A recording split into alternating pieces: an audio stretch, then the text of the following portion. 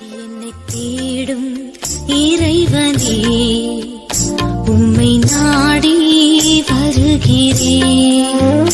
என்னை தேடும் இறைவனே, உம்மை நாடி வருகிறேன். டிசம்பர் 25ஆம் நாள். இன்றைய வேத தியானத்தின் தலைப்பு தடுக்கலும் இடறலும். வாசிக்க வேண்டிய திருமறை பகுதி ரோமர் 14ஆம் அதிகாரம் 13 23 வசனங்கள் முடிய. உங்கள் நன்மை தூஷிக்கப்பட இடங்கொடாதிருங்கள். ரோமர் 14ஆம் அதிகாரம் 16ஆம் வசனம். விசுவாசத்தில் வளர்ந்து கொண்டிருப்பவர்களின் உற்சாகம் குறையும்படி உலகியல் காரியங்களில் அவர்களை குற்றப்படுத்தக்கூடாது. அதாவது மாமிசம் புசிப்பது, நாட்களை விசேஷிப்பது.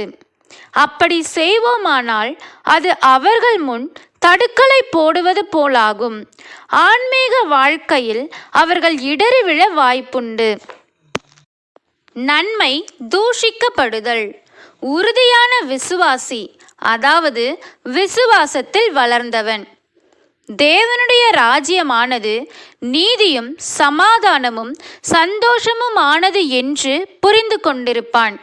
தேவனுடைய ராஜ்யம் நம் உணவு வகைகளை பொறுத்ததல்ல என்றும் அறிந்திருப்பான்.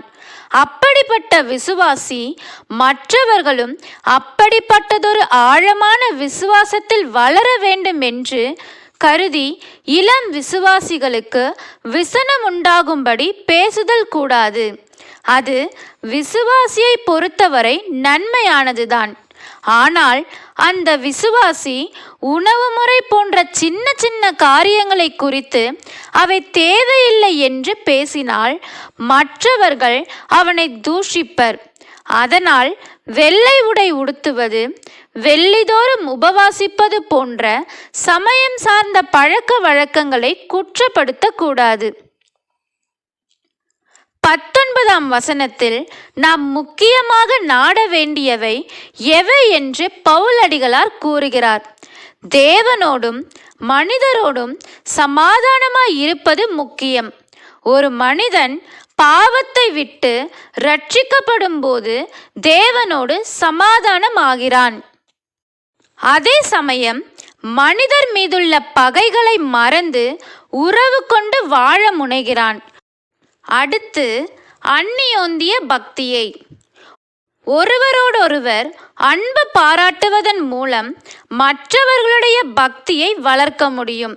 அது சபை வாழ்வில் முக்கியமானது. பிறரது சாட்சியான வாழ்க்கையை பாராட்டி உற்சாகப்படுத்தினால் பக்தி வளரும். சிறு சிறு தவறுகளை அன்போடு களைவதாலும் பக்தி வளரும். இப்படி பிறரை குற்றப்படுத்தி அவர்களை இலக்கரிக்க பண்ணாமல் ஆக்கப்பூர்வமாக பக்தியில் வளர ஆவண செய்ய வேண்டும். நாம் தெளிந்த புத்தியுள்ளவர்களாய் இருந்தாலும் கிறிஸ்தவ உலகில் இது சரியா தவறா என்ற தெளிவற்ற பல காரியங்கள் உண்டு. அவற்றை குறித்து பேசும்போது எச்சரிக்கையோடு பிறரது பக்திக்கு இடையூறு உண்டாக்காதபடி கவனமாய் இருக்க வேண்டும். பிறரை குற்றப்படுத்தும் போது நம் உதடுகள் தீட்டுப்படுத்தப்படுகின்றன. பிறரை குற்றப்படுத்தும் போது நம் உதடுகள் தீட்டுப்படுத்தப்படுகின்றன. ஜெபம். தேவனே, பிறரை பக்தியில் வளர்க்கும்படி மட்டும் பேசும் ஞானத்தை தாரும். ஆமேன்.